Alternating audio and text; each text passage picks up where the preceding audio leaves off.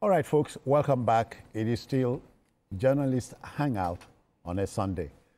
Our next story. An adequate pay is one that's sufficient compensation for work done. Some Nigerian professors have demanded that their salaries be raised to a minimum of 2.5 million naira every month. Anything less than this is no longer tenable. That's what they're telling us. Now, this development comes on the heels of protests that rocked several campuses across the country, just as members of the Academic Staff Union of Universities, ASU, decried the federal government's failure to honor a renegotiated 2009 federal government ASU agreement. The salary structures of university lecturers continue to generate heated debates. Professor Remi Ayede says Nigerian professors are grossly underpaid compared to their colleagues in other African countries. Did you see that coming? I didn't see that coming, but the question we should be asking whether it's necessary or a necessity, and I don't see any problem with that. Citizen. Yeah. If we put that in dollar terms, that's just about $1,600 every month. But I talk about naira. I'm just telling you. I mean, I know. It's just about, I understand your dalliance with the dollar. Yes. So, and these are people that have paid their dues. Some of them have been in the system for over 25, close to 30 years. Because before you become a professor, you have to go through the miles. First degree, master's, PhD. PhD, to get a PhD in Nigeria takes an average of about 3-4 years to get a PhD. You become an associate professor, then you become a substantive professor. So, but the question you not ask yourself, the economy, Nigeria, can it be able to absorb such a high amount? In a situation, a country where we have 70,000 naira as minimum wage, it becomes a very, very tall dream. As I said, it is not... No. That same minimum wage is being paid in a country where a counselor earns so much. I'm going there. Please go there. I'm going there. But that's what I'm saying. Now, when you look at our political office holders, and that is why some of us were kicking against this issue by Rampak, that our political office holders' salary need to be increased and the rest of them. On the average, although they've not come out categorically to state that, but when you look at the monument, the salary and everything that an average senator gets, from what they said, though, they were the one that said, some of them came out to say, an average senator in Nigeria goes home with about close to about 21 million naira every month. So the question you ask... the basic pay.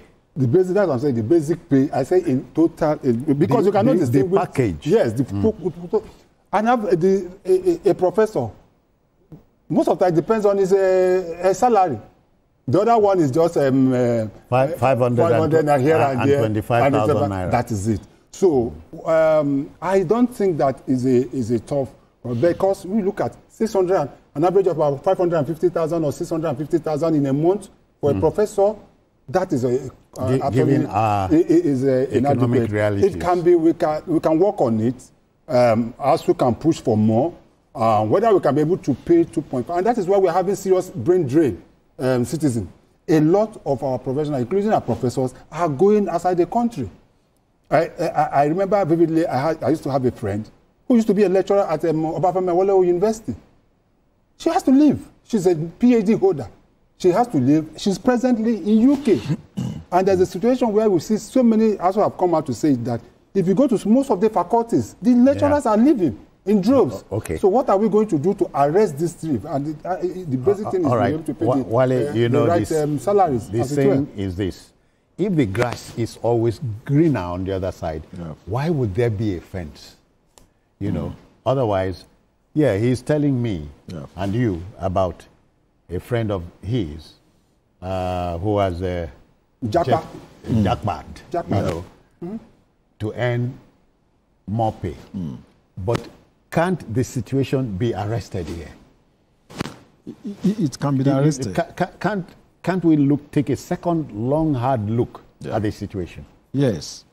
Because even if currently there is no culture, but at least there is a precedent. that in the past, in the 70s, in the 80s, we had our universities were quite attractive. Yeah. People came all the way from Ghana to lecture here, from India, from UK. There were lecturers. And foreign students were here. You know, from Southern Africa, from India, from Asia, even from England. So we've had that experience before. And I believe that we can do it again. Because there is nothing you can substitute for education.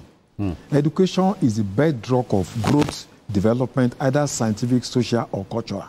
So there is no investment in education that will not give you dividends. That is very even difficult for you to quantify. So if we, are paying our professors 2 million naira, I don't think it is too much. Currently, they get about between 500,000 to 600,000. Yeah. Assistant lecturers get about 150,000 to 171. Then readers, about 400 and something thousand. Lecturer 2, 187,000 naira. So it's not just about even professors alone. The knowledge economy, is poorly remunerated. And that's why you see that when you have a very good lecturer in some of these universities, the next thing is that they move to the health sector.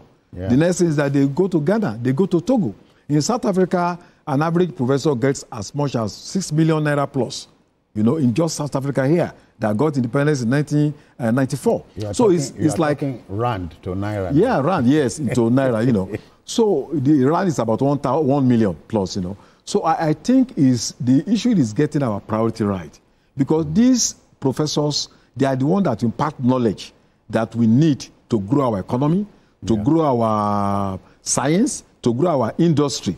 So there is no investment that is too little, in the academic community. So I think what we need to do is to look at the scale of preference, weigh our options. What are the areas that we can cut waste and then invest in the educational sector? For me, I support their demand. And though it may not be fair to say, okay, we are paying senators and National Assembly, because we have to look at the numbers. We have 108 senators and then 360 people in the House of Assembly. Whereas in UI alone, you have about 295 professors. In Kano, all the universities, we have about almost 300 plus professors. So all over the country, we may be talking about thousands, But actually, we cannot rule out the fact that it's also a way to measure about how we value knowledge. If you are paying people in House of Assembly, buy a new car in National Assembly, with all sorts of benefit, 30 million naira every month or more. A professor should be able to at least take a half. Exactly. So it's a reasonable comparison, Okay. So I think, people are making that demand, they are right, and we need to support them. All right.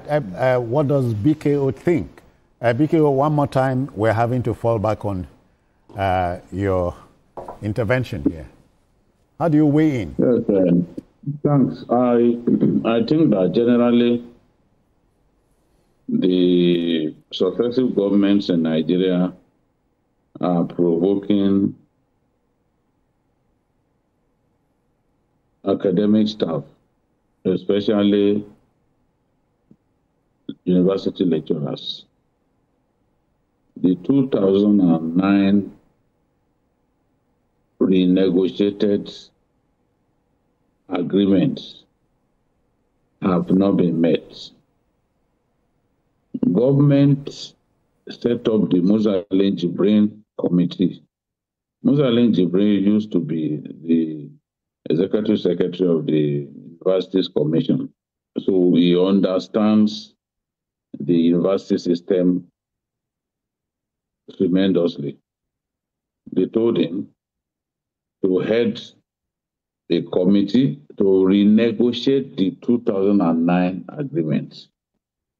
Because let's face it, some of those demands needed to be addressed. Some things have changed.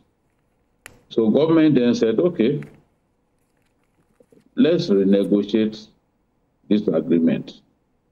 Musa Jibrin headed the committee. He came up with his report, but the same government that empaneled the Musa Jibrin Committee refused to implement the suggestions. After that, they set up another committee headed by Professor Nime Briggs. NIMI Briggs tried to address the matter of poor remuneration as it concerns university lecturers. Again, the government refused to implement the recommendations made by Professor NIMI Briggs.